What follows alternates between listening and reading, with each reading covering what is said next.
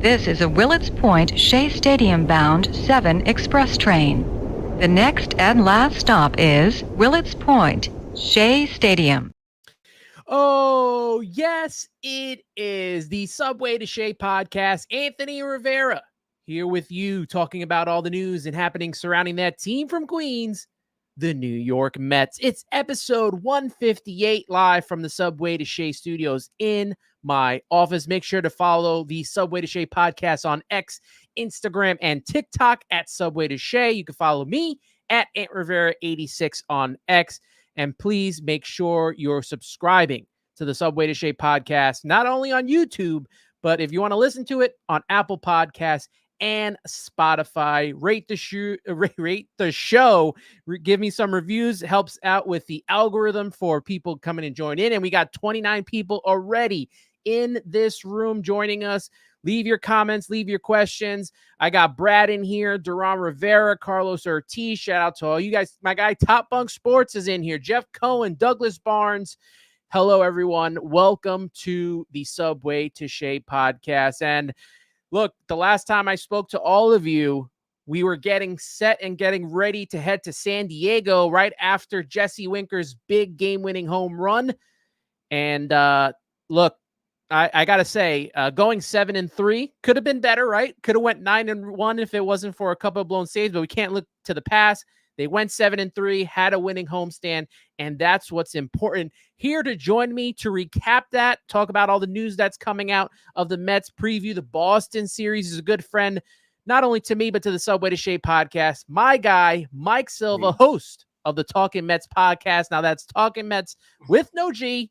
And you can follow him on X at Talkin Mets No G. Mike, it's been a while, my friend. I know. I always love coming on. You're one of the few that I get to see my mug on.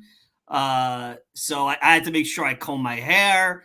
The reason we're 5 minutes late is I had to go get a cup of coffee from my Keurig, and Anthony had to delay the show. So if you're angry about me, 5 minutes late, I was finished up recording Talking Mets, and I had barely enough time to, take care of the dogs real quick and get a cup of coffee. So I'm the reason why we're 5 minutes late. So welcome in.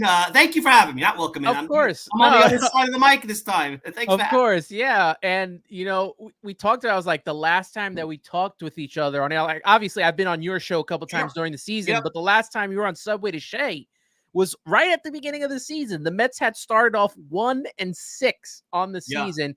And, there's been so many ups and downs, this roller coaster ride that this team has put us on this entire season. The good, the bad, the ugly.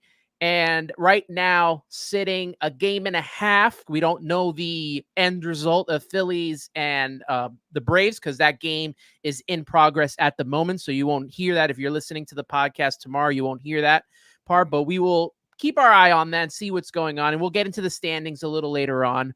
But, Mike, what a turnaround for this team. And we'll recap this series. But from the beginning of when we talked last to now, you got to kind of be happy with where this team's at. A team coming in with no expectations, right? Yeah. There was no thought of them winning a division, possibly getting a wild card spot. And when they started off, it was a rough and rocky start. They had that awful May where we were thinking, will they be sellers at the trade deadline? Right. It's been a turnaround for this entire team. Absolutely. And I was talking about this earlier on in my show. When you look at the math of where the Mets are and where they need to go, it's truly been multiple seasons within a season. Forget about May. We saw the 1962 Mets in front of us in Chicago this weekend. The Mets in May played like the 62 Mets, and we've seen that before. Last year in June, they played like the 62 Mets. A couple of times during the Mickey Callaway era, they had months where they played like the 62 Mets, so we saw that. But for an 81-game span, which is May 29th till now, this was on X this morning, they're 50-31. They're on a 100-win pace, every bit the team of the 2022 team. And then you look at August, and they finished 15-13, which is essentially, people go, 15-13. If you do that over the course of a season, you're on pace for about 91 wins. So, even with the blown saves on the road trip, they were winning about 4 out of every 7 games, which is good for about, on average, a 92 win pace. So this team ranges out where realistically, I think we all felt if they got moderate contributions from the guys they signed, the Manaeas, the Severinos, etc., they'd be an 85 win team, 83 win team. I think that's the floor now. The question is, can they go on a run like Arizona, like San Diego, and get themselves in that 88, maybe 90? That's maybe stretching it a little bit. And so far, they haven't because of walks and home runs out of the bullpen, or they'll get a stinker of a performance from a starter, or the offense doesn't show up. There's always one component. The bullpen's been the biggest culprit. So the question, I guess, in September is, which Mets team will we see? The 92-plus win version, the one that plays more towards 500? I think they need to be at the 92-plus version. I think they need to go 15. What, they got 25 games left? I think they got to go like 15-10. I think 17-8 is asking a lot of this ball club. A lot. If they do that, they'll be in the postseason. Maybe not by a lot, but if they win 90 games, they'll be in the postseason. I don't see that happening. You look outside the lines when you say 15-13 in August with a team that's trying to get into the postseason. You think, what, that's just not good enough, right? But you look at their schedule, and I get it. They played the A's, they played the Angels, they downplayed to them. But you remember, August started off with that quirky road trip where they had to go to Los Angeles, come back to St. Louis, go back to Colorado, sure, and then come back home. Oh, no, go to Seattle after that. I'm sorry. Colorado, right. Seattle, and then come back home. And then they have this road trip on the West Coast, which we all hate. We all hate going to the West Coast trips, and those are always a struggle, especially when you're playing, the Padres. But this team has somehow been able to, stay into themselves and not let. And let's be honest, they have had some massive losses this season. Losses that would have broken so many teams. And the fact that Carlos Mendoza, who's slowly becoming one of my favorite managers since maybe Bobby Valentine, how he has kept this team composed and gets them to turn the page so quickly. I mean, they could have lost and got swept in Arizona if it off of that Monday game that they should have really won. Right. And then you look at the game on the second game of the series where Diaz comes back and blows it again. Another game where they could have lost and even lost to the White Sox. But somehow Mendoza keeps them focused and keeps their eyes, on the prize in trying to get into this postseason. Yeah, I think it helps having good veterans like Iglesias, Lindor, which I know we'll talk about, JD Martinez, guys like that, it's about moving on. And Brandon Nimmo, I'll put him in there. I think it was Howard Johnson was talking about on X, how players look at gut-punching losses a little differently, that they dissect what they did wrong and move forward. And it's not because they don't care, because they almost have to be robotic about things. But I agree with you. That Diaz blown save, which I had fallen asleep for, all truth be told, guys, I saw it on replay the next morning, and it was as agitating on replay as it was, I'm sure, for those who stayed up and watched it live, had all sorts of losing streak written all over it, all sorts of losing streak. And you got David Peterson, who we're not so sure who he is, the next day. Not only does he go out and give you, 7 innings or 6 and change, I don't have the line in front of me, big double play with runners to the corners and 1 out. They scratch out a run in the 9th inning. Diaz comes back the next day. This is the same day. Not that he's reading my stuff over at Talkin Mets Beyond the Mic, the Substack subscription, where I said, hey, I don't know if he's a championship closer. I still have those doubts, and he's going to have to dispel that because we've seen every bit the 2019 Diaz this season for spurts. I mean, what he did in May, that's 2019 Diaz. What he's done this road trip, a lot of 2019 Diaz, but he's rebounded to be 2022 Diaz right after, which is interesting. So, I think there's a tremendous amount of character this team has shown, and it's going to come down to where I think they have better players than we've all given them credit for, but it's that it factor in the Mets mojo versus cold hard logic. The Braves have really good starting pitching. Ken Rosenthal talked about it during the broadcast yesterday. They believe if they get into the postseason with their 3 starters, if healthy, Sale, Fried, and Lopez, they can beat anybody. I agree. The postseason's a tournament. Good pitching, good defense, a really good closer, which they have, I think anybody could be beaten. That's why I think the Mets are a dangerous team in the postseason. I'm not saying they're going to go to the World Series, but with the way Manaea is pitching, Severino's a little bit shaky, but he could give you enough. I am not ready to anoint Peterson. I don't know what his role would be in the postseason and whether Singer would be available, or I'm sure they would probably lean on Quintana over him. But the formula, you could go back to our show from early April. Starters get into the 6th inning. You got 6 to 8 outs, bridge to Diaz. That bridge has evolved since April. Yes. Is it any better? I'd like Nunez to be healthy and be part of it. He's not, but it's not bad. Garrett seems to be coming along. Maton has been, outstanding. Stearns talked about bullpens being fungible. He went out and everybody talked about the deadline. His deadline was week or two earlier with Stanek and Maton. Stanek hasn't been great, but Maton's been lights out. And he saw something the way he was pitching, and the Rays wanted to dump salary. So, it's Mets mojo versus Braves pitching. It'll be fun. I think, I know the fans don't want to hear this, and it won't be acceptable with their payroll not to make the postseason.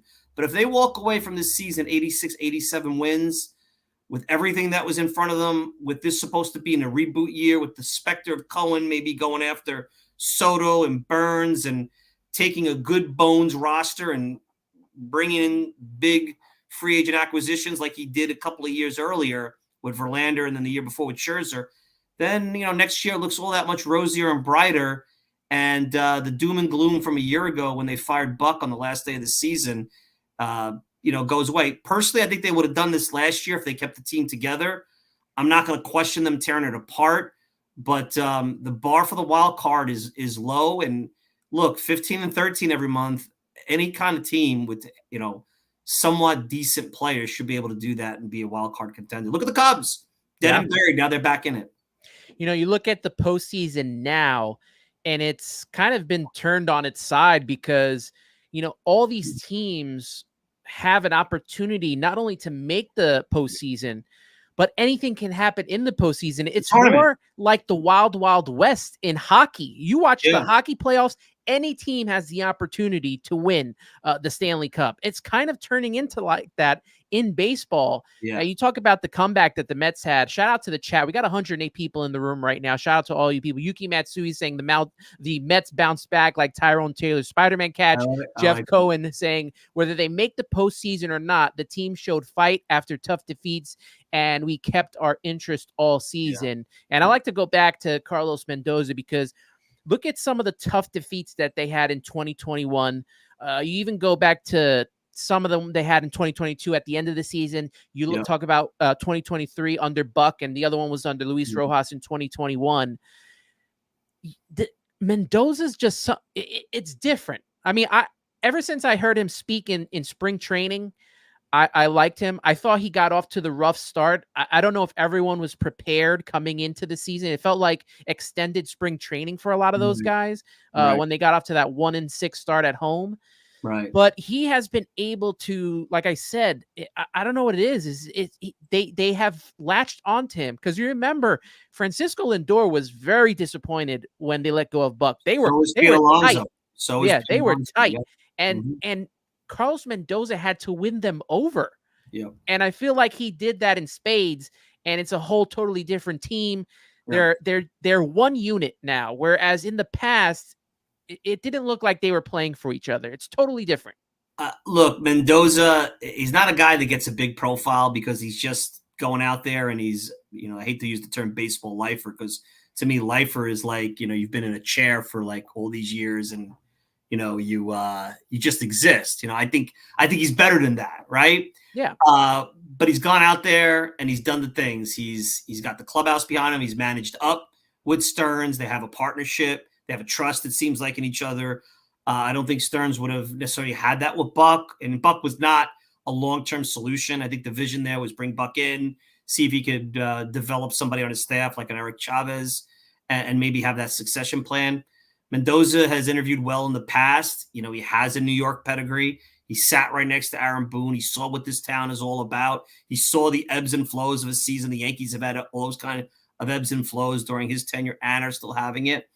And I'm sure he's partnered with the best players on the team because clearly they're out there playing for him. I think it's helped that he's had those veterans. That makes the transition that much easier. And look, his X's and O's, which I know there's been some questions about, there's nothing that he's done so egregious that bothers me. You want to say not bringing in Diaz in the 8th inning, not pitching Diaz at Yankee Stadium when I was like, why can't he pitch back-to-back days? Now, he's pitched 4 out of 5 days. He's not going to win those. He's not going to win the X's and O's of the bullpen because if you remember, I remember a lot of people on X were saying, oh man, why didn't they bring him in early to get the 4-out save? Then they do it in San Diego. He blows it. Why did they bring him in too early? So there's a lot of things we have to understand. They have a lot of information that we don't. We don't know who got hot and doesn't feel good the following day. You don't know what metrics they're playing against that particular team, that particular player. They game plan this thing out. There is a certain amount of going with your gut. I mean, I don't believe the manager in the front office could script a game perfectly, doing 3,000 simulations before 7:00 and know every iteration of what they should do. There's a certain amount of eyes, like looking at Quintana yesterday and saying, can he get through 5? Looking at, pushing a Manaea, like they did in Arizona, and they did a little bit today, when he was starting to bend but not break. Those are gut, and those are decisions made in a way that you and I don't have that information. We just have logic in front of us, which are numbers and our belief of what things should be. So I've never felt X's and O's are the big determiner of a manager. I think how he handles his clubhouse, how he manages up, and then how he presents the organization to the media. I don't think he's kind of been non-discreet. Like, I don't hear the media get mad at him. They don't go after him. They give him some praise, but not a lot. I think he's winning over some of the veteran beat guys, the Harpers and the Shermans of the world. I wonder if his Yankee background gives him somewhat of not a pass, but like it gives them some credibility because of that. Yeah, I think so. He's been here, which was smart. I don't know if that came into play with their decision-making, but all I've asked pretty much since Jerry Manuel was fired and they went out on their search for, when Sandy Alderson took over, is can you find a younger-ish manager that can grow with the organization and be their solution for 7 to 10 years, like a Davey Johnson, to a certain degree. Bobby Valentine was around a while. The Mets haven't really had a lot of that in their history, and they need that. Who's their Ron Gardner? Who's their Dusty Baker when Dusty was with San Francisco? Who's there? Laugh about Aaron Boone. He's been there a long time. Laugh about Joe Girardi. He was there a long time. Laugh about Joe Torre and how this and that. He was there a long time. Mets don't have that. And this idea of hire, fire, it's bad for an organization. It's bad for a culture. Now they're starting to set the foundation. If they could do that and get in the tournament and make some noise, which I really think them just making the playoffs. I know this is, with their payroll, and it's not just about making the playoffs. It's about winning. But getting into that tournament, making noise, whether they advance or not, is a huge success compared to where they were when we came on first week of the season with all the negativity at Citi Field. Fast forward 6-7 weeks later where they were at Memorial Day, a total mess.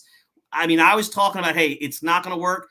Everything was on the table. Trading Lindor, trading Nimmo, trading Pete, ripping it apart. I was even open at that point to a rebuild. I've never talked like that before. I listened to Lindor in Cleveland. It sounded like he was making googly eyes at his old team. What, you don't want to be here? He misses winning. And everything since the 29th of May, they're a 100-win team, like 2022. It's amazing. You got to give Stearns credit for remaking the roster in certain parts, sticking to his convictions on guys, Mendoza for what he's done, and then obviously the leadership of those guys. Because let's face it, Anthony, other than Lindor, who's having a career year? Manaea? That's it, right? Yeah. Maybe Manaea? Nobody. Nimmo's not. Alonso's not. McNeil's not. I mean, he's good in the second half. He's come back down to earth a little bit too. And of course he is. JD Martinez is showing a decline. I don't know if it's because of his back. Mark Vientos, maybe. Yeah. He's been a big benefactor to his team. Got some big hits. And without him, they're nowhere near where they are. I mean, Beatty can't – we don't know what Beatty is. Beatty can't do it. So, they've done this where I can't turn around and say, like 2022, Nimmo career year, Pete career year, Lindor at that time career year, Diaz career year. Still have DeGrom pitching like PlayStation DeGrom. They don't have any of that this year. I mean, you want to say Vientos adding the offensive component that has been missing, that even Eduardo Escobar didn't at third base, I'll buy it. Todd Frazier didn't do it. Mets have had kind of a revolving door there. You want to say Manaea now pitching like Chris Sale since he dropped his arm angle down late July? Yeah, I could say. But other than that, it's been the Lindor show. And he was horrible for 2 months. It's not like from day one to now, they've had Jalen Brunson having a career year from the start to finish. They haven't had that. They've had this, and they've been able to, if they had won those 2 games, I know that that's not, healthy to talk about that. If they won those 2 games to go 9-1 on this trip, could you imagine where they'd be right now? They'd be in the playoffs, and I think we'd feel even better about them. But I think that's what's holding us back. Every time they get on a roll, something happens, and their limitations and their warts show, and that's walks and home runs out of the bullpen, or one aspect of their team completely not showing up that game, showing inconsistency, basically. Theater Forever says Mendoza has been steady and will go with gut feelings over analytics. I think he's a little bit of both. I think he is trying. I don't think he's a puppet. I don't think he's no. I don't think he's Gabe Kapler. I don't get that impression. You could see the wheels turning when he's talking to Hefner in the dugout. He believes in his guys. He's very, what I like about him in the post game, just talks baseball. Yeah. It's no spin like he's on Meet the Press or goofy platitudes. That's what got Mickey Callaway in trouble with goofy platitudes. He had a lot of that Jeff Torborg on him. Buck got credibility because of his standing in the game, but Buck used a lot of diversionary humor to disarm the press. And I think that because of his standing in the game, they weren't going to go after him. But there were times I'd be like, Buck, you got to expand on that. But that, that's a style that some people use that works. I mean, Belichick used rudeness, for how long?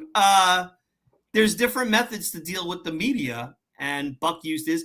I think Mendoza just answers the questions. Yeah, no. And it's a stupid question. He just answers it like, well, this, matter of fact. It was almost like when they asked him after the Seattle series, well, what are you going to do now? He's like, well, I'm going to get on a plane, go home, and we're going to try to win tomorrow. Like, what do you want me to do? Fly the plane off into the Pacific and, commit, Harry Carey here? Come on, that's just silly. So, yeah, you talked about the credibility that came over with him from the Yankees organization, which was, under Boone. I mean, they've been in the playoffs every season, something we want, 100% of the time we take that. Sure. And the fact that no one has heard him speak beforehand, that's what got people worried. But once you hear him talk, like you said, he seems like a natural. And I think we see this collaboration that has been missing, right? Like all the worms came out between Billy Epler and Buck Showalter after they were both let go. You see this collaboration between David Stearns and Carlos Mendoza to a fact that they are not hesitant to make moves if they feel it's right and it's the time. Like Dominic Leone is not on this team more than a week, whereas last year they had to drag him out for an entire season and the evaluations were bad. Right. They were looking at, he took some of the optionability of relievers into heart, where he's like, all right, you can have an optionable reliever. That's no good at that point. The money, I mean, again, it's not just having the highest payroll. The fact that they can walk away from Diekman. They couldn't do that during the Wilpin years. No. The Wilpon years. They Maytone bringing Hauser.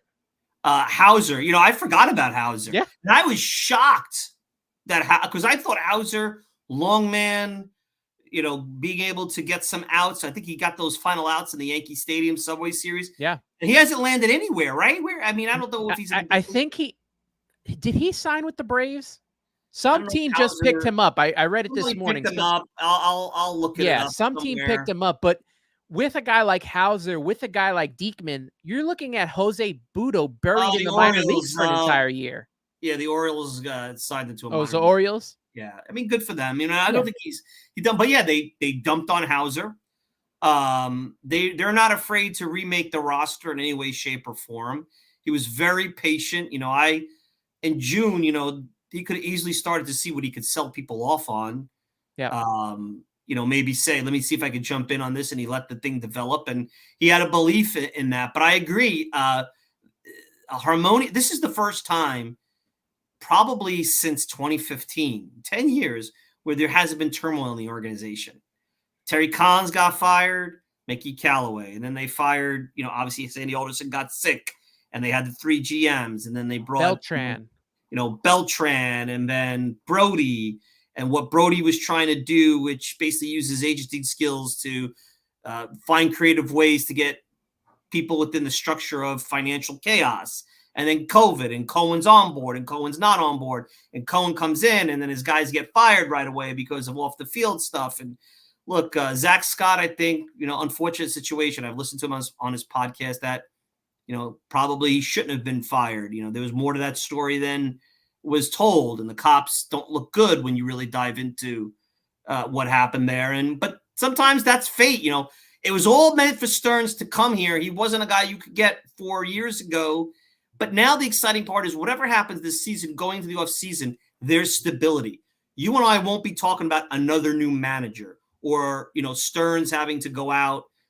He's been fired and they have to go do a search again for somebody. Yeah. He might not even bring in a GM. He might just be the guy for a while, it sounds like. So, and they got their business side, it sounds like. He's now started to clean up the organization. He's fired a number of scouts. I know that bothers a lot of people. I've heard some bad things about that move, and I am not an anti-scout guy at all. But if you're going to hand the keys of the organization to Stearns, you got to just sit back and say, okay, this is his ball game. This is his show. We don't know as much as he does. After 5 years or some point within the 5-year span of his contract, I guess we'll know whether it works or not. Yeah. And if it's not working in a couple of years, as you get to years 4 and 5 of the contract, then we'll talk about what they do then. I suspect we won't be in that situation. And Cohen, to me, is a guy that I think is going to stay loyal to his people if he believes that they're following a process that ultimately will lead to an outcome. I don't think he's going to get crazy about variability within what he's learned as a wacky baseball world. Yeah, and, you look at what Stearns did with those scouts. I honestly don't even have a problem with it because this team has, I'll say, drafted well, but when it comes to developing these players, it just has not worked out to where it should be. Right. I mean, we're still in the, I guess, the Brett Beatty, Vientos, Alvarez phase. Yeah. And right now, the best of the three, it's got to be Mark Vientos right now. And I love Francisco Alvarez. You don't know what guys project to be till they play it out. I remember people telling me how bad Michael Conforto was going to be in the outfield. And he wasn't. He wasn't a bad outfielder at all, had a good arm. And we heard about how Alvarez will never learn how to catch. Meanwhile, Hall of Famer in Max Scherzer applauded him at the start. And that's what's kept him in the big leagues. And I talk a little bit about this on tonight's show. I mean, there is a pathway where you could say Torrens deserves, especially after what you saw him do today again with the arm. I mean, the catching game has really become the arm now because of the rules on stolen bases. And, Alvarez can't hit a curveball, can't hit an off-speed pitch. No one's going to throw him fastballs unless it's 3-0 like Sir Anthony Dominguez, and you saw what happened there. And, he's not developed into the player that we thought he was going to be. Brett Beatty looks like a 4A player. Now he's injured. You're not going to even know how to evaluate him. Yeah. Vientos, although I don't think he's a good third baseman, I think he's passable. I'd say serviceable, right? Passable, yeah. Do I think you need to bring him a defensive replacement in? I certainly think Iglesias at third is a better option. Do I think his future's at first if Pete Alonso's not here? That's a possibility. But I think he could replace JD Martinez. Yeah, I don't even know if that's fair. I mean, if he does, unlike JD, who can't play any position, at least you can put the guy in the field. Yep. You can play two positions. So, the development hasn't been good. The development on the pitching side still is a work in progress. Look at Scott being hurt, Nunez being hurt. I don't know if that has something to do with the development or what the repertoire is. I'm questioning, walks and are they now falling into the same trap that a lot of the teams have, where it's about spin rate and stuff over command? I don't agree with that. I can't say that's the case because Hefner has been here where they've had some very good staffs like 2022 that didn't walk a lot of guys, but they are very driveline centric over the last couple of years. So, remember the director of pitching development is from driveline. So that's a driveline thing.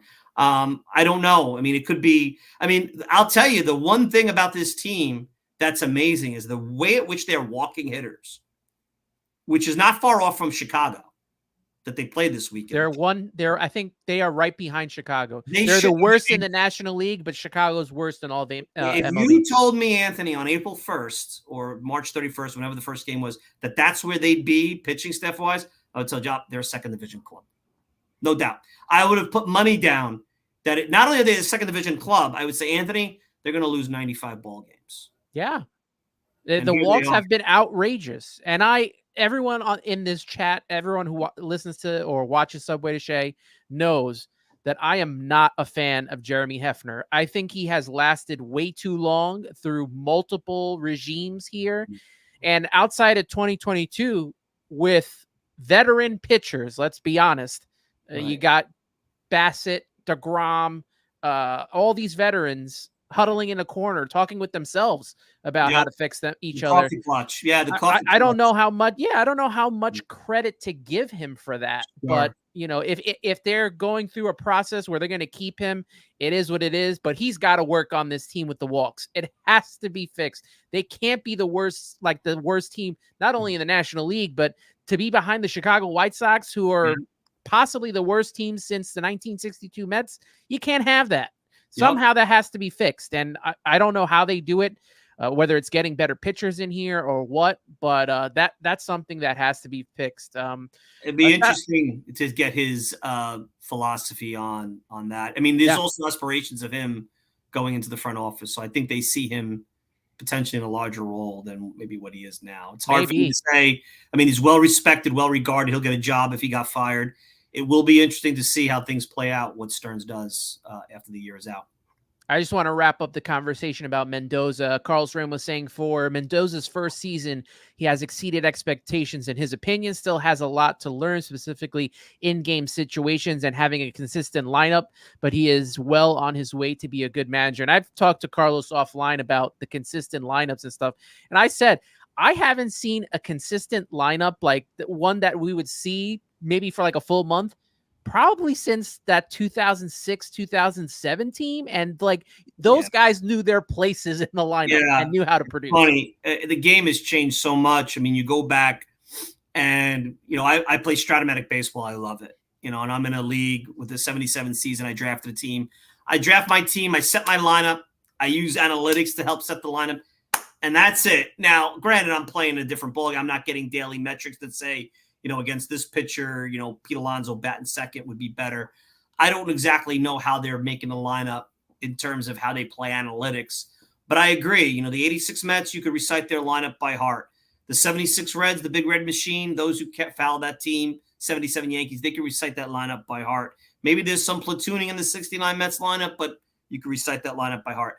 Now, other than and part of it has been the restructuring of Lindor in the leadoff spot, which we did not anticipate. No. And I think that's a larger conversation about what is Brandon Nimmo going forward in the offseason, because I see him still as a leadoff guy. But now that Lindor has done what he's done, I think it's going to be hard to take him out. Yeah. That's part of it. So maybe now with how they've evolved, because you've had the season within a season within a season that we talked about earlier with the different type of Mets teams that we've experienced since April, maybe it'll stabilize. But I think in the day of modern analytics, they put in numbers and say, all right, this is where a guy should hit. Other than the fact that right now, I think Alvarez and Bader should be at the bottom of the lineup. Lindor and Nimmo and Alonso and JD Martinez should be at the top of the lineup. And then Jeff McNeil is somewhere in between with Marte and so on and so forth.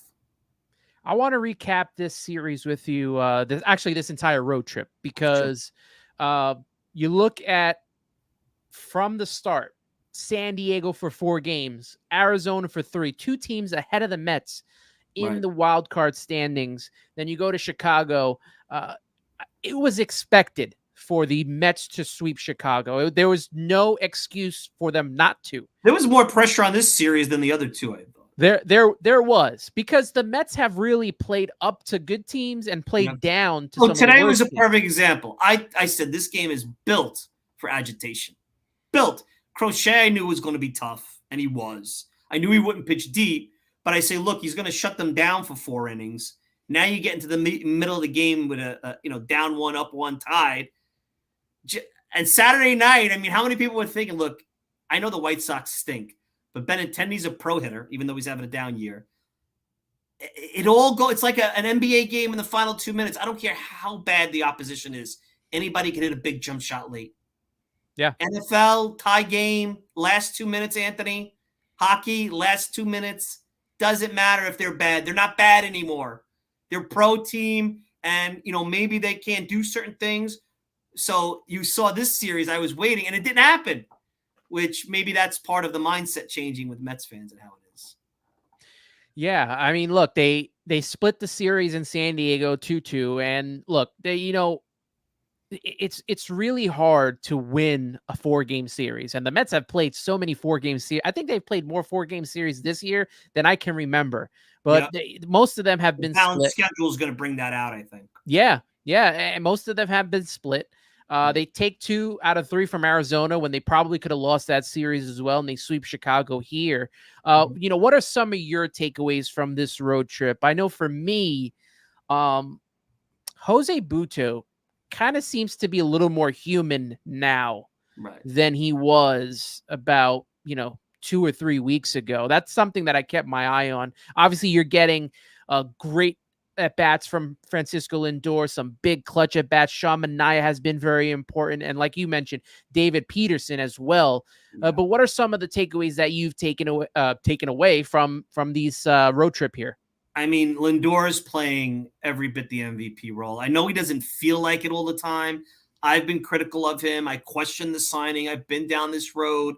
He was awful, and I still feel like when it's all said and done, if he goes like 1 for 10 in the last series of the season and the Mets miss the playoffs, they're not, that's all going to start. They are nowhere near where they are without Lindor. He's going to go on to, maybe have probably have the best shortstop season in team history. He is shortly going to be the best shortstop in team history with compilation of wins above replacement. How he's impacted games by himself like he did in San Diego that Saturday night a week ago. That's an MVP. I don't think he's going to win it, but I mean, at this point, you have to say the guy is an MVP. And now he's doing it 3 out of the last 4 years. Like, that's not, and you could even say the second half of 21 wasn't bad either. That's consistency, and he's in the leadoff spot. I think Manaea and the evolution of Manaea, which I first started to believe in after this, I think you mentioned at the beginning of the St. Louis game. When he went out in that, pit stop in St. Louis and shut them down when they were hot, I was like, okay, this is something. And I wrote about it over at the Beyond the Mic. Hey, the evolution of Sean Manaea. I didn't even know at that time that his arm angle was lower. It was more about him relying less on the fastball and the sinker slider repertoire. But he's added the arm slot to it. And if you look at the evolution, he went from starting to throw hard, but working with driveline, coming out of the bullpen, and now tweaking his repertoire to now tweaking his arm angle. It shows you how driveline can be used appropriately to gain velocity, but ultimately good pitching comes from a lot of other things. And now you have this guy that in the second half of the season, since June 1st, is a top 30 pitcher in baseball, according to Fangraphs. And if you just look at his total season, it's every bit as good as Max Fried. It's every bit as good as Luis Castillo. That's high praise. Max Fried's going to be a free agent to get big money on the open market. And I'll tell you what, it shows Sean Manaea. And Sean Manaea, maybe in the end, he's not an ace. Maybe he's a 2.5. Maybe he settles into being Chris Bassett as a 3. But if you could bring him back on a reasonable deal, I think the evolution of Manaea has not only provide positives down the stretch because he's ace-like or can pitch big innings in big games, but it gives you some answers to questions if you could shell out the money, if it doesn't get too stupid in the offseason. And then the third thing from the road trip is Diaz. I'm not joking when I say I'm starting to question if they can win a championship with Diaz. I'm going to bring a name out from the past that maybe some fans don't remember if they're younger, but I do, and I'm sure you do. Jose Mesa. You remember Jose Mesa of the Indians? Yes. Jose Mesa had an incredible 1995 season. But his final 2 or 3 years with Cleveland were marked with blowing big saves. Now, everyone's going to think Armando Benitez, but Jose Mesa blew a save in the 9th inning when the Indians could have, and they're still the Indians in my opinion, Cleveland guarded the Indians back then at least.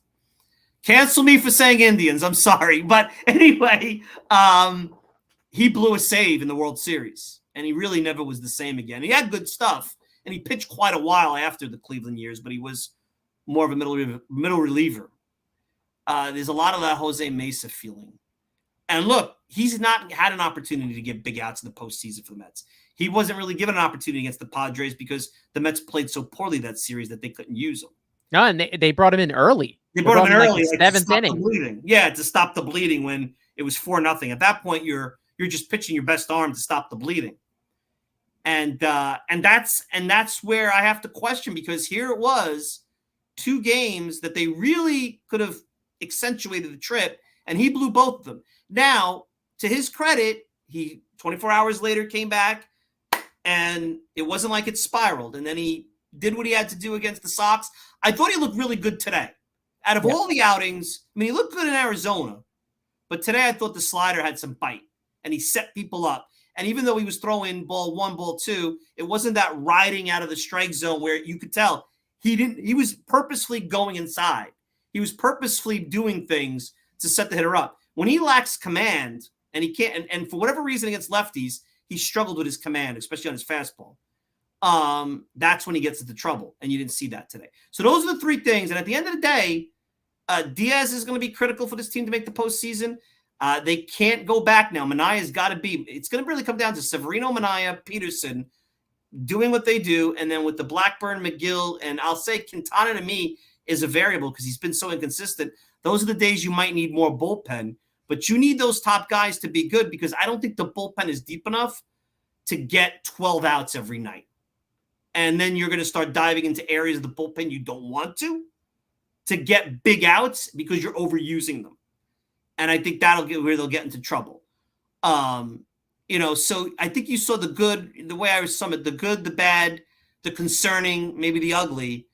But the road trip brought everything out, and all those things are going to be present throughout the rest of the 25 games left. For the next 3 weeks or so, all of those 3 things, Lindor and what he does, the starting rotation and Manaea, and then, it'll be about the bullpen and the Garretts and the Matons, and they'll piss us off. But ultimately, it's going to come down to Diaz. They are tied at the hip. And I know he's got a player option. Maybe he has a big year next year and opts out. I'd be careful if I were him. But the Mets and Diaz are tied to each other for 4 more years. And if he's not a championship closer, man, you and I are going to have some rough shows that we're going to be doing in the next 4 years. Yeah, absolutely. I want to bring up, and I have these standings here for this current look at the wild card. Get that out there. Highly technical, much more technical than the Talking Mets podcast. We use the back of the paper bag and Excel sheets and talk. We can't do graphics and stuff like that. So. Well, the funny thing is that I am still just working off of my laptop screen. I don't have multiple. If I had multiple screens, this would be a lot easier for me. A lot easier, right? But I got the this little small screen that I'm working off of, and I had to shrink. Yeah, I had to shrink us a little bit so we could get some of the standings up here. But if you look at the current wild card right now, the Mets, 73 and 64, 9 games over 500 for the first time this season, 7-3, like we mentioned in their last 10, and on that road trip, a game and a half behind the Braves. And I think the Braves and the Phillies currently are going tied into the bottom of the 9th. So maybe at 2. Maybe we break news on this show. Maybe. But to me, like, obviously you want to catch the Braves, but I think this is a win-win either way, because you're catching a game as well on the Phillies. I mean, the division is the Phillies to lose, but let's see here, NL East standings, Mets 7.5 games out. Okay, so they're a little bit farther out. That would make them 7 games I out. mean, if they had run those couple of games, I mean, Yeah. even with some, with a normal Diaz season, Mets are right there with the Phillies. I always felt the Phillies were a little too hot for their own good. Mhm. And I think what you've learned with baseball, just looking at these standings, where teams are where they were, if you're an 85 win team, you're going to win 85 games. You may start out, look at the Astros. You may start out 10-20. You'll find your stride. The everything rises to where it's supposed to go or lowers itself to where it's supposed to go. And this season has proven that on many fronts with many teams that you're stepping through. And going back to the wild card, like I said, 1.5 games out. If they Braves lose tonight, they'll be 1 game out. What I think is so important is a comment that was made here that I starred by, who was it? Daniel Caps. Said the important thing is the Mets own tiebreakers with the 2 teams ahead of us, which is them taking the San Diego series and the Arizona series. So if by chance they end up tying with either team, they will have that. Right now with the Atlanta Braves, the tiebreaker is tied at 5 with, I think, 1 more series left to go, 3 games left. So if they win that series, they have the tiebreak there.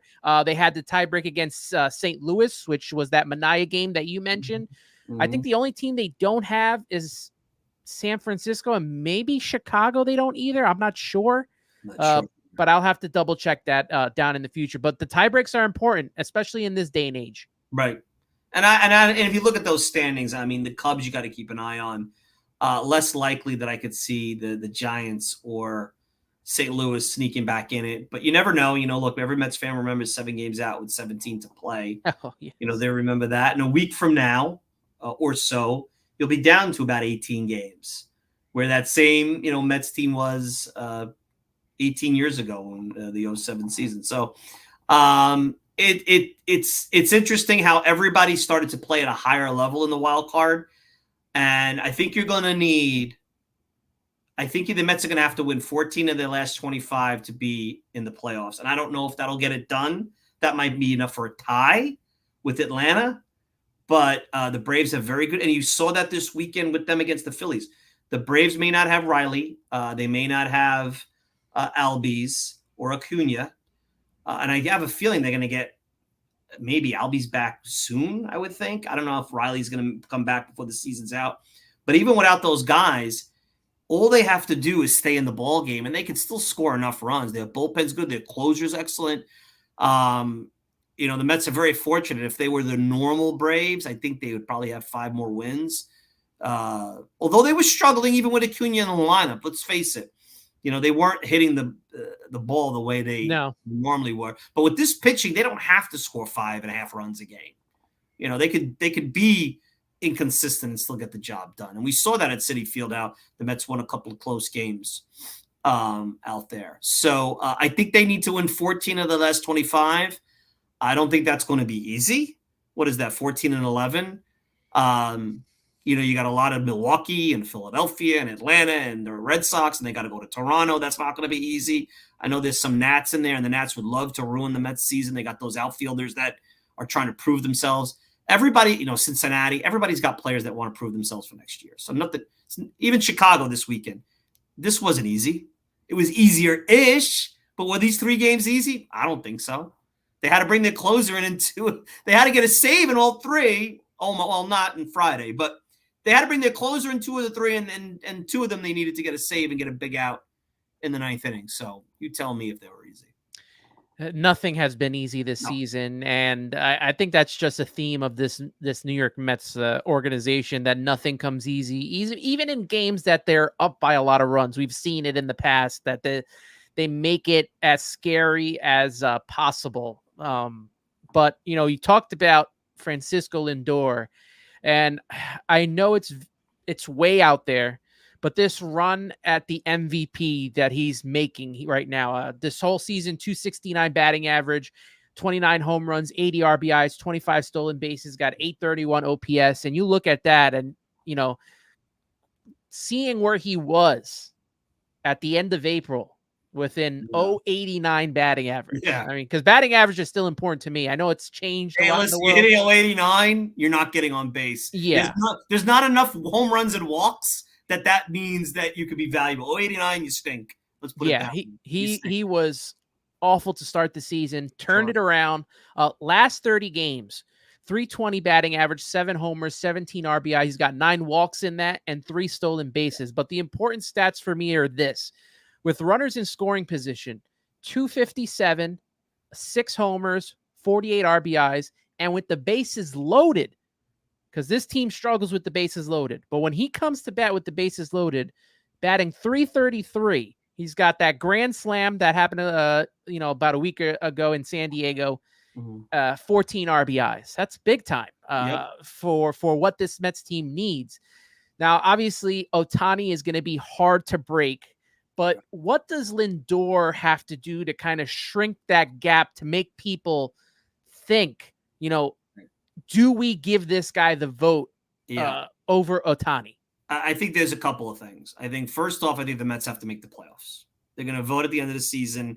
At some time, they have to make the playoffs. The Mets will make the playoffs. I think even if it's not as good. I talked about this, before, having a David Wright 07 end of the year, having a Mike Piazza 98 September. Maybe not to the levels of those two guys. Those two guys were out of their mind good, but a really good September that aligns with what we've seen since June 1st with him and the Mets making the postseason. Because the Mets make the postseason, but he fizzles out, that's going to be something they look at. And then the third component will be the voters and how they view 50-50 if Ohtani could get there. Because let's be fair, 50-50 with the new rules, the bigger bases, the home runs are the home runs. Those are, what you want to say that there's a live ball. There were live balls in the 80s. Look at the stats in 1987 on home runs. They've been screwing around with the baseball forever. And the stolen bases are now easier. They're not quite three-pointers like the commodities, but they've made the rules easier to bring the stolen base back to where it was, not to another level. And how they view that, a guy that has no position, did not pitch this year, was a DH, 50-50. I saw somebody in the comments write, well, without him, the Dodgers still make the playoffs. Without Lindor, the Mets don't. That's fair. I don't know how the voters would ascertain that. Maybe they add that into it. I think he's got a shot, but it is extraordinary that here he is playing an elite shortstop at a premium position, doing what he's doing offensively at the position. And Ohtani is right there without ever fielding in win shares. So it tells you how good Ohtani's been. It really has. As obnoxious as that whole free agent process was, and how, give him credit for giving the money away, but how annoying that was. And then the whole gambling thing, which to this day I think still smells bad. I don't get it. I don't know how you could I don't know about you guys, but I don't know how many people could just take money out of my account, even if I'm really, really rich, and not have like an idea about it. And I've talked to people who do wire transfers, and they're like, I've done wire transfers. It's not that easy. So anyway, that's another story for another show. But anyway, give him credit. 50-50 is a huge accomplishment. He's got that LeBron James factor with the voters. Do they have fatigue with giving it to him? Do they ding him for the gambling, for not speaking to the media? Think about how the Mets got screwed in 88 with Kirk Gibson because nobody liked the Mets. And McReynolds and Strawberry split the vote. 07 too with Wright. I think I know they didn't make the playoffs, but his Jimmy Rollins statistically was better than Jimmy Rollins. And if they're going to do that, where you make the playoffs and the Mets make the playoffs, that only favors, I think, Lindor. I don't think Lindor is going to get. I think Lindor could have a big September. The Mets make the playoffs. And unless Ohtani falls short of 50-50, which could happen, look, home runs are streaky. Maybe they start resting him a little bit down the stretch. I don't know what the Dodgers are planning. I don't know what the guy's health is. He's been DHing all year. I think Lindor has a better shot if he doesn't hit 50-50. But if he hits 50-50 and all the other stuff happen, I think it's going to be really hard for the voters not to vote him in. I know the MVP is not the best offensive player. It's the best player, but that's always kind of melded together. If you remember, Cal Ripken, I think, won it back in 1991 playing for a last place Orioles team. But he played a premium position and he had a great offensive year. So that's where the whole debate is. Maybe they should have like a silver slugger, like best offensive player. Maybe they name it after like Ted Williams or something. Like, there's a lot of things that you can do to kind of parse out the awards to give the due to the players due. But MVP to me, he is the Mets MVP. And I don't know why he doesn't feel like an elite MVP type. Maybe it's because I saw that ground ball on Saturday night that should have been a double play that he didn't make. And I'm like, I know it was hit hard, but I'm like, Ordonez makes that play, right? A really good shortstop makes that play. Omar Vizquel makes that play. But that's unfair. That's, it's a hard play. Maybe that's what kind of clouds it. Maybe it's because he's not intense. I even wrote about this. Like, he's not Jalen Brunson. He's not Derek Jeter. He's not Mark Messier in personality. Is that why people don't feel it? Like, why do people not feel what the numbers are stating? He, again, stepped up today. They weren't going to hit that guy. He hit him. And he gave them a lead. And that's why they won. Because if that's a tie game, you never know. Things could go a lot different. Yeah, absolutely. We got 235 people in the room right now joining the conversation, wanting to talk about this. Make sure you like this video. Make sure you subscribe to Subway to Shea. Make sure you subscribe to Talking Mets as well. Mike's got also the Substack newsletter, which I read every time he puts a article out there. So make sure you are logged in with that as well. Carlos, actually, Daniel Caps first. He's MLB's cash cow when it talks about Ohtani. Carlos Ramos saying, listen, 50-50 is hard to compete with. To be honest, that's a legitimate record. No doubt. That's fantasy baseball numbers. Never. Yeah. I mean, who would have thought? Usually guys, first of all, we didn't think 50 stolen bases would come back. And those that could steal, like a Jose Reyes back in the day, Luis Castillo, Juan Pierre, they weren't hitting 50 home runs. So. Yeah. Ricardo says the league's front office loves to shine Ohtani's shoes. My thought process too with this is, would he be the first player in Major League Baseball to win MVPs in both leagues? Has that ever been done before? No, it had to be done before. I'd have to look that up. I'm pretty sure. If you know in the chat, let us know. Maybe Frank Robinson? Maybe Frank Robinson. I have to look that up. I'm right podcast saying I'm stunned. It's Frank Robinson. Frank Robinson. So Frank Robinson is the only player to be named MVP in both leagues, winning in 1961 with the Reds and then with the Orioles as well. So I thought it was Frank Robinson. That's a long, long time. Yeah, on that one. So. I'm pretty sure MLB wants to do something like that as well. I'm right podcast saying he'd be stunned if Lindor wins the MVP. So, but look, you got. Carlos Ortiz saying Lindor is contributing defensively and offensively. And that may come into play with this. But I think the 50-50 is really going to separate these two things. But, like you said, he's our MVP. And Rosie K said Lindor has become the leader everyone expected he would be. So maybe there's an anti-New York bias, an anti-Mets bias. There's so many things that go into MVP. I think Lindor's done a really good job with the media. That will help him. Hard to say, but if you're a voter, I mean, he'll get second place votes. And if I had to take a guess, unless there's an extreme decline and somebody else does something crazy between now and the end, and again, we're talking about another 3 weeks of the season, 3.5 weeks of the season. It's not a lot of time left. Then I think, but I think Ohtani is the runaway favorite. I hate to say it. We talked a little bit about Shea Manaea, and I want to discuss him a little more, possibly being the ace of our staff. Definitely is right now. I mean, You look at his stats this season, 11-5.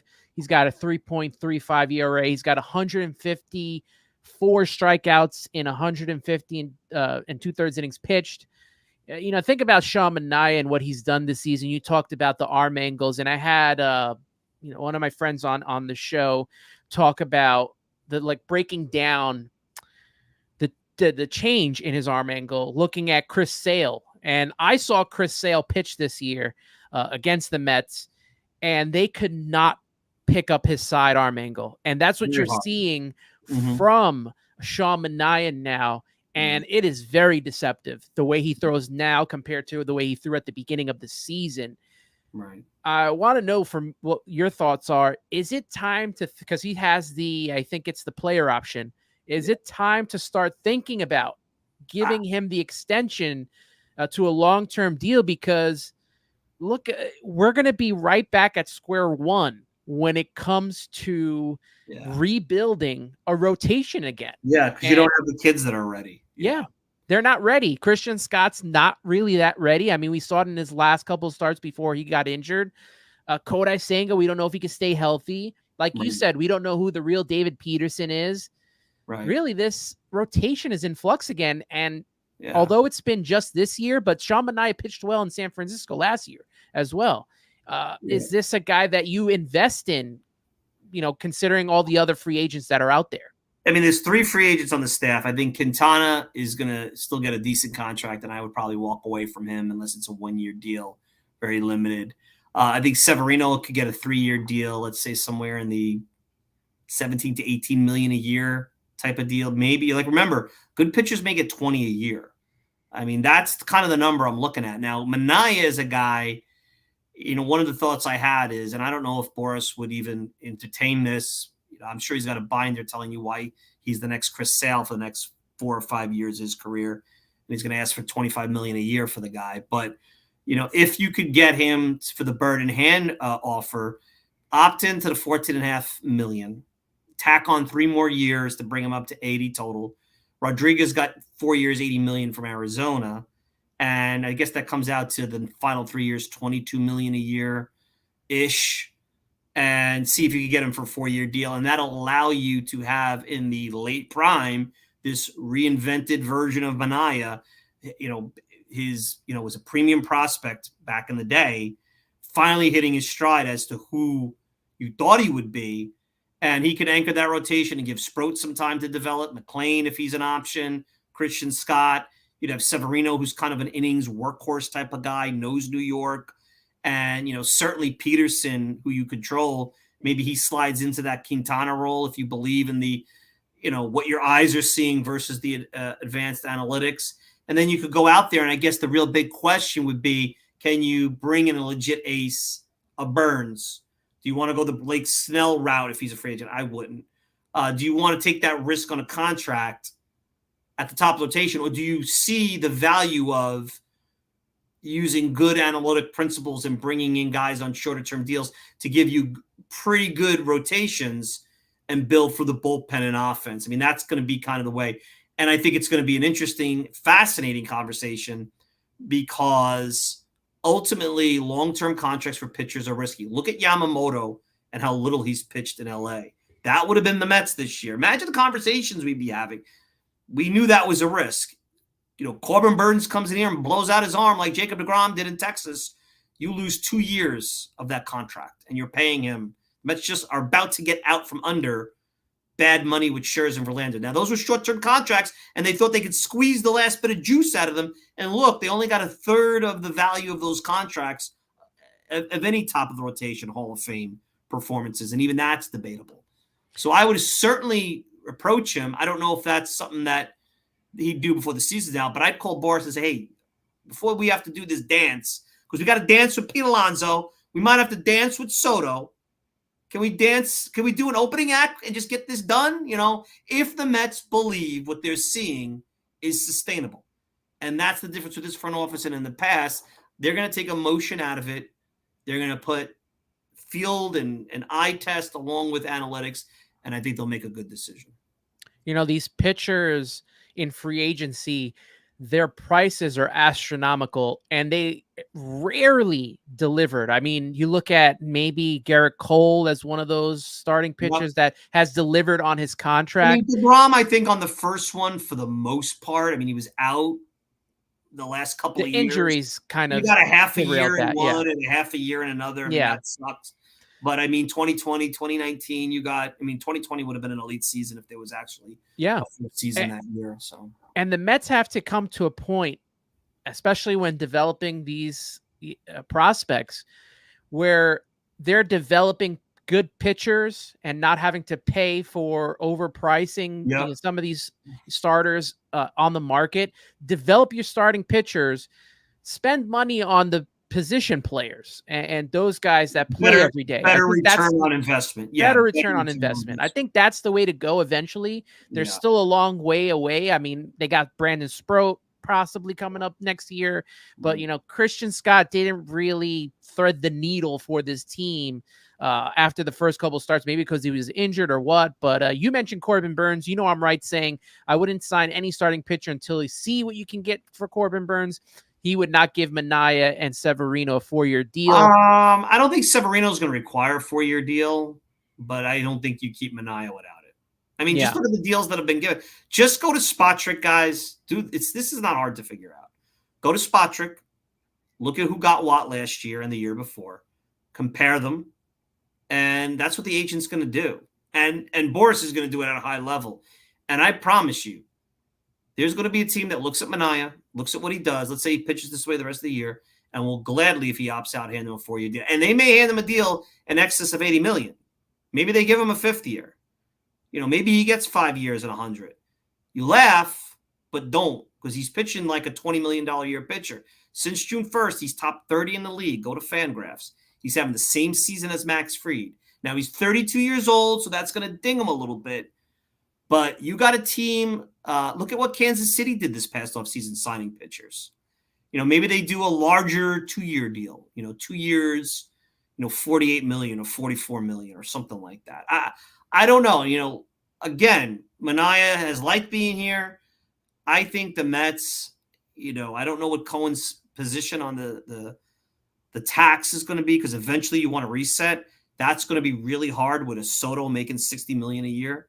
Like, the real story as we get into collective bargaining at some point with the NBA salaries, Steph Curry making $60-something million a year, as salaries for starting pitchers, elite starting pitchers, hit $35-40 million, elite hitters, $45-50 million. You cannot keep the luxury tax at that threshold, because then what teams are going to do is have 1 to 2 good players, and they're going to be changing their roster over every year, and it is impossible to develop every single player through your system. For every Mark Vientos, you have a Brett Beatty. And that's why you're going to have lousy ball clubs losing 115 games, like the Chicago White Sox. And it's not good for the sport. Parity's good. Postseason tournament baseball is good.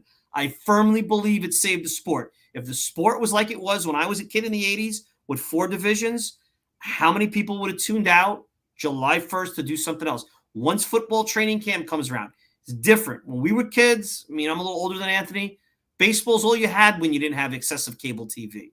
You didn't have the internet. You didn't have the video games that you have now. You had video games, but you had different things that you can do, but baseball still was a good attraction. Now, you could tune out of the baseball season completely and do something else and come back when you want. So you have to have that tournament aspect to keep the fans in these cities, like what you've seen with the Mets and the Padres and the Giants and the Cubs and so on and so forth. Stanley's on board with re-signing both Manaea and Sevy, and reasonable contract. It could get stupid, and then you're like, hey, we'll do something else. Yeah, no, absolutely. And look at what Ricardo was saying. Would you do a 3-year, $66 million? Well, that's essentially that's what I basically proposed, and I also offered to pick up his, ask him to pick up his player option to make it 4 years. But if you want to say decline it out, do 3 years, 66, yeah, I would do that. And you know what? It's one less year for the Mets to worry about. It increases their liability on the payroll next year. And of course, you could always work it out where maybe he makes $14 million next year, and then they backload it, depending on it. They're going to have a bunch of money coming off, so I'm not sure they need to do that backload thing as much as they used to. I don't know what their financial philosophy is with avoiding the tax. They're not going to avoid the tax, really, if you're going to sign Soto. And if you sign Soto, then the real debate is, can you also sign Pete Alonso? Or are you going to rely on Vientos repeating what he's doing and playing first base, and then maybe Beatty? Ultimately, the really win for the Mets that they could get some financial relief would be for Alvarez, Beatty, and Vientos to all hit what they're supposed to hit in the big leagues. Yeah. And so far, only one of the 3 has done it. And it was the guy that I was least sold on out of all 3. Imagine that. I've never been a big Brett Beatty fight, even back in the minors, but I've heard good things about him. So, yeah, and Alvarez kind of has really taken a back seat here, especially with the comments that were in that. I think it was a Tim Healy article that they interviewed Eric Chavez and how they're trying to get him to hit less power, more average. He looks awful up there. He can't hit a breaking pitch. the Mets as a team struggle against breaking pitches. Chavez talked about that. You throw him a fastball, his slugging is 500. Sir Anthony Dominguez learned that the hard way. So, look, I think, and I talked about this on the show tonight. I don't think it's crazy to say, hey, maybe Luis Torrens should start more. I know they view him as the whisperer for Diaz, and I know he's a great leader behind the plate, and he's a good framer. I think his style is lending itself to a lot of wild pitches with the way he likes to pick everything, and Darling talked about it during the broadcast. He's worked really hard on his receiving skills. His arm's not bad, but it ain't like Torrens. But the way he's he's hitting 150 since the All-Star break. And really, if you dissected his season, he's had 15 good games. He had a 2-week span in June where he was otherworldly. Other than that, he's been as bad as Tomas Nido was behind at the plate. Not much difference, guys. And Nido was a good receiver. He is Tomas Nido. The only difference is Tomas Nido didn't have inherently within him the potential to be Mike Piazza or to be Javi Lopez or whatever good offensive catcher you want to talk about out there. But yeah, I hate when they give the comps. Yeah, I mean, that's and maybe, I don't know, maybe he's still dealing with the hand injury, that shoulder injury he had as well. Sophomore slump. That could be. There was a shoulder issue. He could be, but he's out there. The approach stinks. That has nothing to do with a hand or a shoulder. I'm not ready to give up on him. I think the Mets have a good tandem there behind the plate.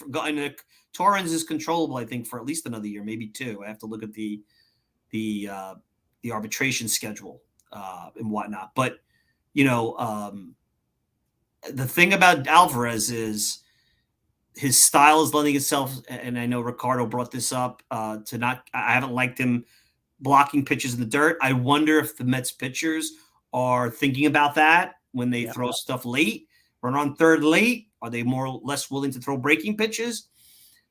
Something to be concerned about and to keep an eye on.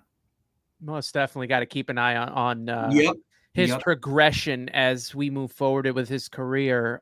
One guy I want to definitely touch on here, going to be a big talk this whole month and into free agency, is Pete Alonso. I mean, right now, he's chasing a little bit of Mets history. He just passed Mike Piazza on the home run list there. This season, you look at it from an outside perspective. 241, 30 homers, 76 RBIs, got a 794 OPS, and you think, that's pretty good, especially for a guy that's hit now 30 homers 4 years in a row, if you don't count the 2020 season, which was cut short.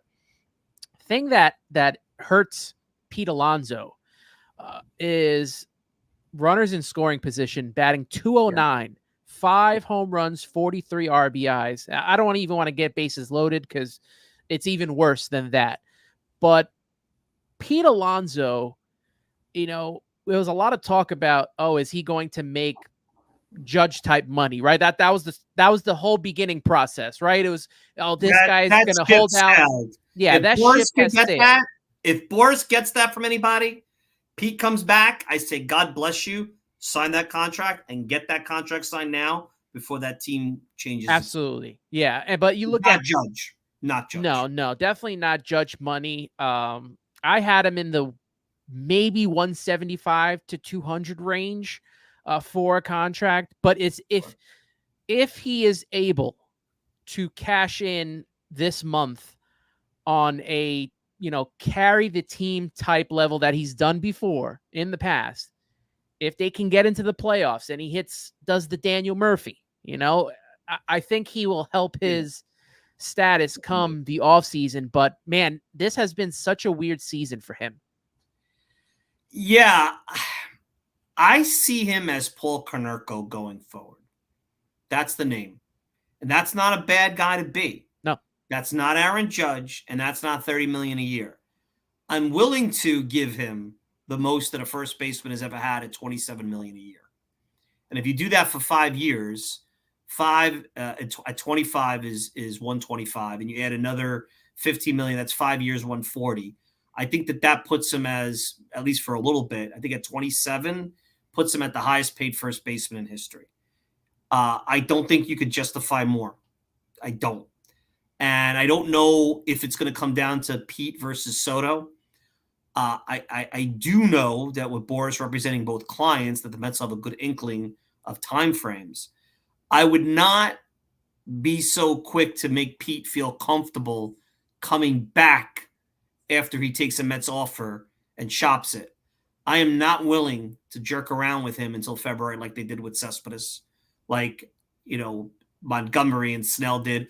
Although I think players saw what happened, and even to a certain degree, JD Martinez, which was not all his fault, and say, you know what, I need to get my routine into a team early.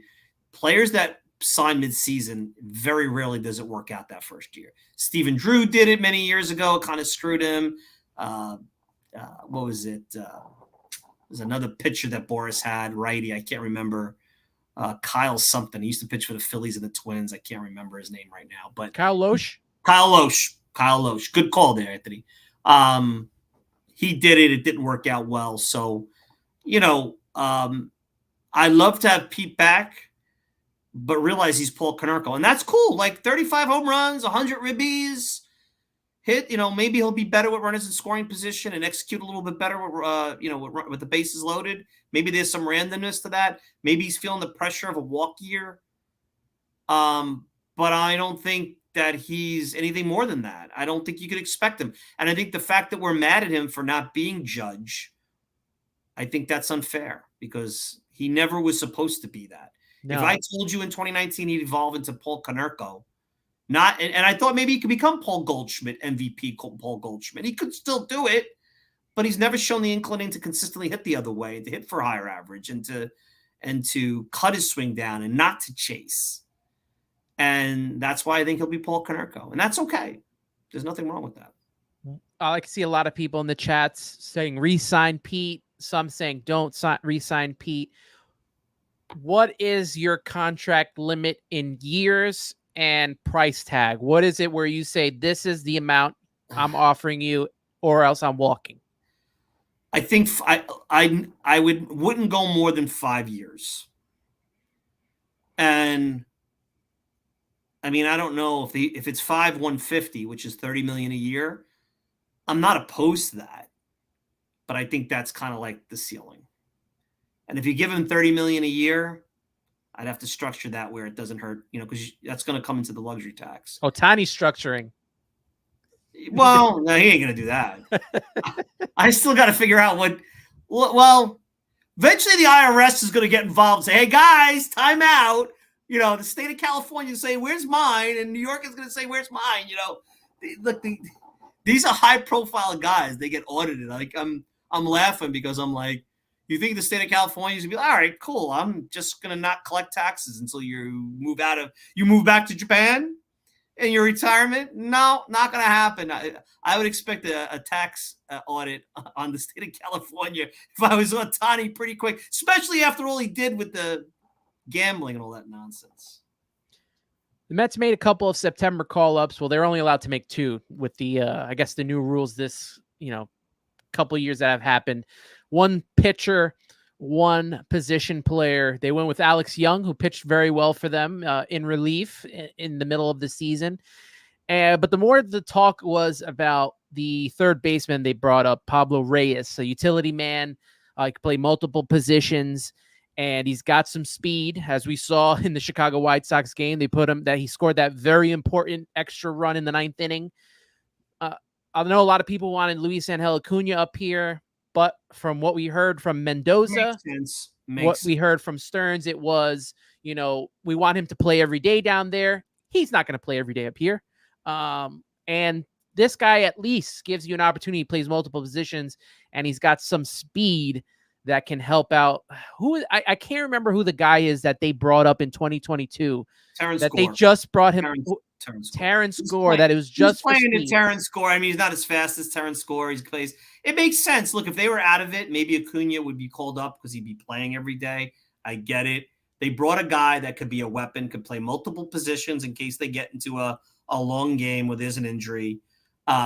guy who could run. You saw him today. He's not, Usain Bolt, but he can score from first on a double, maybe disrupt the pitcher a little bit. He's been with some good teams who made the playoffs before. That counts. And they see something in him by observing him in Syracuse that they like. I mean, they must have liked him because they bought him from the Red Sox.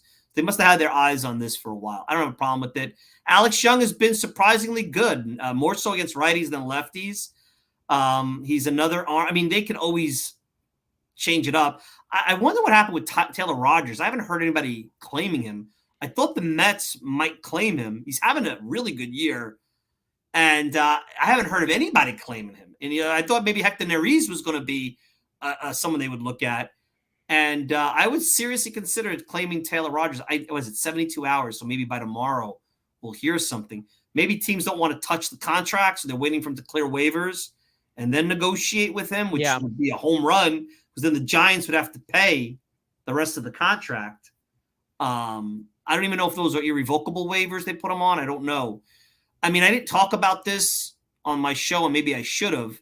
But it's silly now because there's no trade deadline, waiver trade, they're just releasing players. So, like, you've created you're trying to prevent teams from being stacked, but now you're making it where teams could just grab people. The thing you're trying to prevent is happening.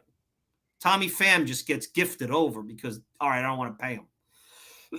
I mean, I think that's a whole nother story for another day. We could go on and on and on. But like I'm right says on here, Rogers wouldn't be postseason eligible. Like they would just bring him up for the month. He's not going to be able to be postseason eligible after September 1st. Because he's not in the organization. That's a fair point because nobody claimed him. Interesting. I didn't think of that. Yeah. I didn't think of that. Unless they've claimed him and there's a paperwork thing that goes on. I don't know. That's a fair point. By the way, the Braves lost, so the Mets are a game back of the Bravos. But again, news. Close game, eked out a victory. Braves are tough, man, even without their key offensive players. They are tough, and it reinforces my belief that good pitching, good defense is what's going to win a championship, and that's what you need. And the Mets have some good defense. Keith Hernandez said it's one of the better defensive teams they've seen in a while, and maybe they have, or they are evolving into with Manaea at the top of the rotation, some good pitching. They're one game out now. And this is it to me.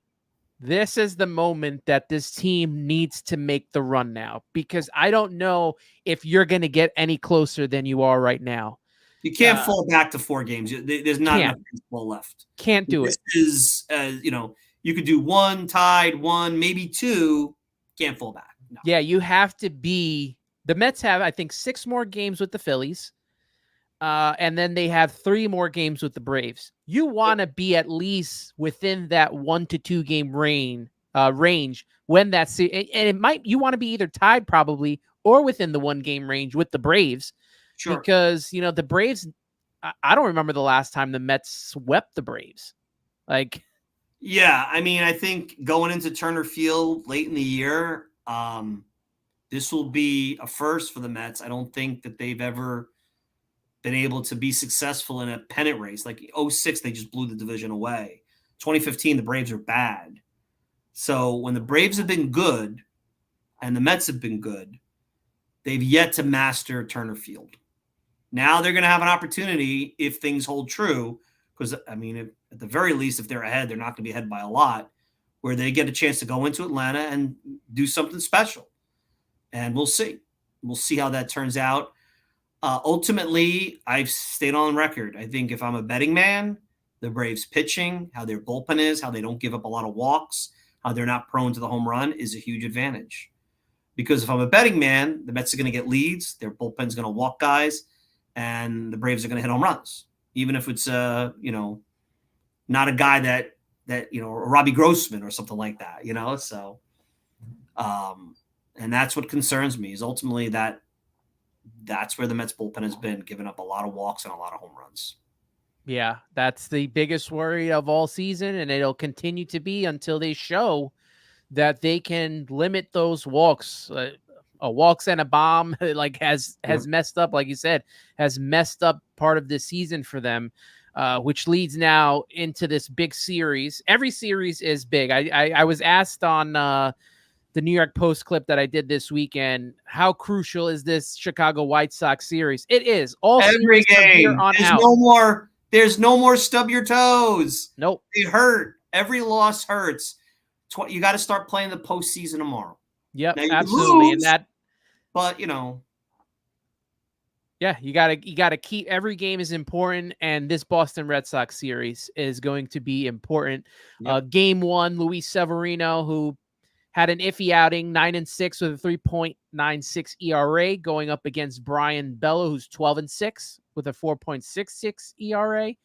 Then in game 2, you got David Peterson, 8-1 with a 2.83 ERA against Cutter Crawford, who's 8-12 with a 4.12 ERA. And then Tyler McGill, 3-5 with a 4.82 ERA against Tanner Houck, who is 8-9 with a 3.12 Who would have thought ERA. I'd be praying for Paul Blackburn to have a great start on Tuesday in Syracuse, get him back as soon as possible. But look, the Stuff Plus says that McGill had a great outing on Friday. My eyes told me it was a lot. It was good from the third inning on. This is truly McGill's last stand. I wrote about it on Beyond the Mic. At this point, are you heading into next year as 4A shuttle because he still got options? Or are you a legit option for the rotation? And who knows, if he pitches well against the Red Sox on Wednesday, I'm not so sure you're ready just to say, hey, Paul Blackburn, go right back into the rotation. At that point, maybe you keep McGill on, maybe you designate down to the minors Brazaban, who has not been good since his time coming over from Miami. So it'll be interesting. You remember when DeGrom went down in spring of 2022? He was incredible. Then also, I think that Max Scherzer missed his first start. Late May. And they went for the first month was Tyler McGill, and he was like Jacob DeGrom for a month. Yeah. Him and Peterson have had stretches. If you go back to 2022, Peterson was huge in the month of June. He was, up until he fell apart at the end of the year. David Peterson helped McGill the first 6 weeks, and then Peterson from that point forward till Scherzer's return around the 4th of July. They were huge. They've never put it together. Now, Peterson, from his return from hip surgery, has looked good from day one. McGill, to me, I don't trust him because I've seen this play out before. And I'm not sure he's even I think he's a number 5. I don't even think he's a really good number 5. I think he's a number 5 that is going to get hit more than not and not go deep into games. Can he be like his brother and become a reliever? I don't know if he could stay healthy. But we'll see. Look, he knows he's on the clock. He's not dumb. He wants a career. And he will always have an opportunity. If it's not with the Mets, with someone else. Guys like him, for crying out loud, Dom Smith is still banging around. And at this point, he can't play. So these guys tend to get a lot of shots, pitchers, as long as they could walk and chew gum and have a somewhat healthy arm. I did see McGill use his fastball a little bit more. His sinker was working, and he was getting the batters to, the exit velocity, which a lot of people like to talk about, was not that high on the batters that he was facing. A lot of infield, slow ground outs that he was getting. But I just don't know if he's consistent enough and can be consistent enough. That's my worry. You have guys in this rotation that you worry about, right? He's one of them. Right. You look at Jose Quintana, who you shouldn't have to. He's a veteran pitcher. Yeah. He should be better than what he has given us this year. This season to me has kind of been, I would say, unacceptable. From disappointing for sure. Yeah, disappointing. But he pitched big against San Diego. He did. He battled. He got enough of the 5 innings.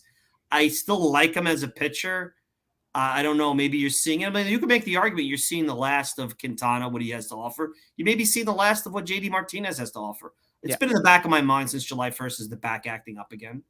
You've seen a decline. You knew that existed.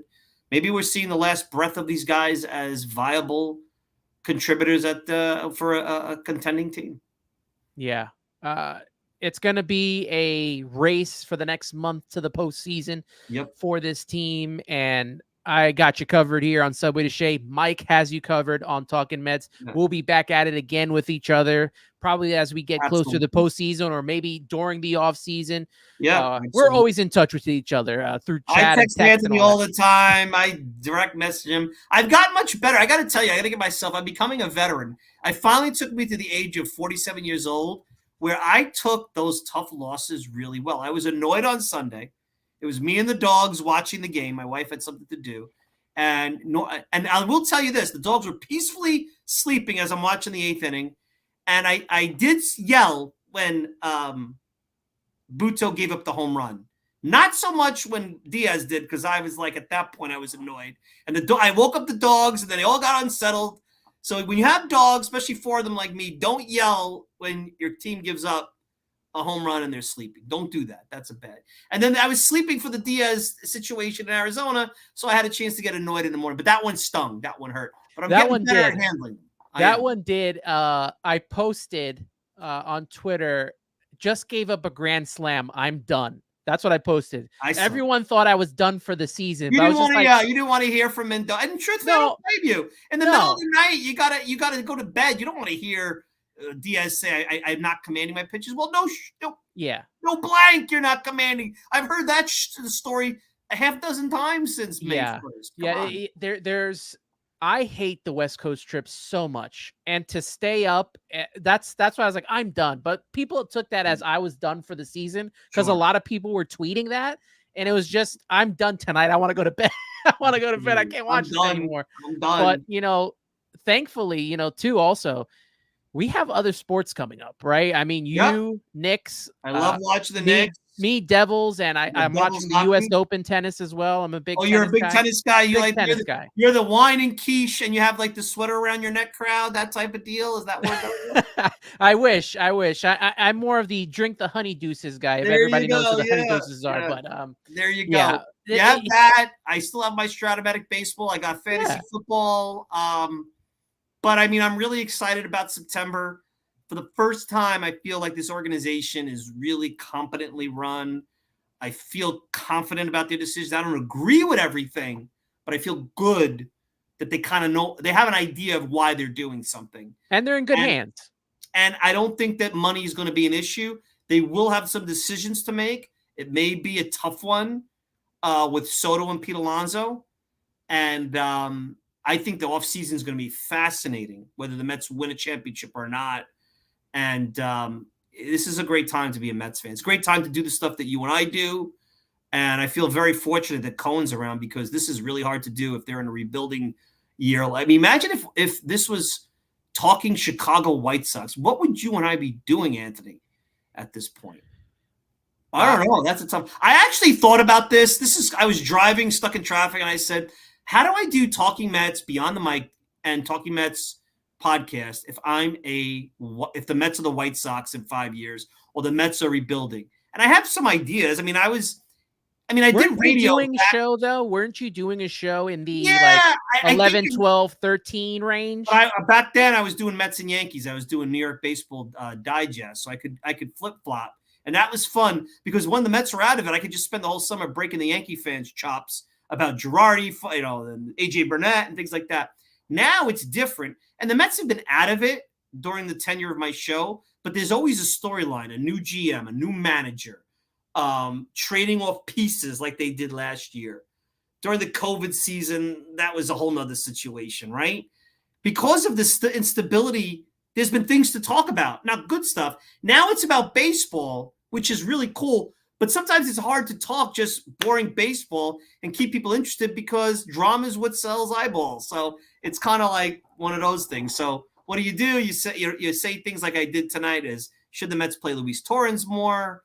And, away you go and do Mets math and give people some hope and then dash it with, hey, it might come down to Mets mojo versus logic, which is Braves pitching, which right now they're both right there. So we'll see. Well, and that's why we love doing what we do. I mean, it takes a lot out of us, right? We're not, paid actors here to do these kind of things. We have to come up with good topics, good things to talk about. It's And very difficult sometimes, and yeah. no one's feeling sorry for me because they say, hey, I'm investing time in you. Come up with something good, man. And hopefully we've done that tonight, and we'll continue to do that. And I love coming on this show. I love the fact that I can get to show my face, and then, the live stream. It reminds me of the old Blog Talk Radio days when people used to listen live. We've lost it a little bit in the modern era. Some of it's good, some of it's not. But I have a ton of fun. I'd love to come on again. Well, it's always awesome having you on, Mike. Please let everyone know what you're working on. I know you got your podcast coming out tomorrow, and let everybody know about the newsletter and all that. The podcast should be out. I mean, I have it done. It's going to be uploaded after this show, but talkinmetspodcast.com. No G is in that talking.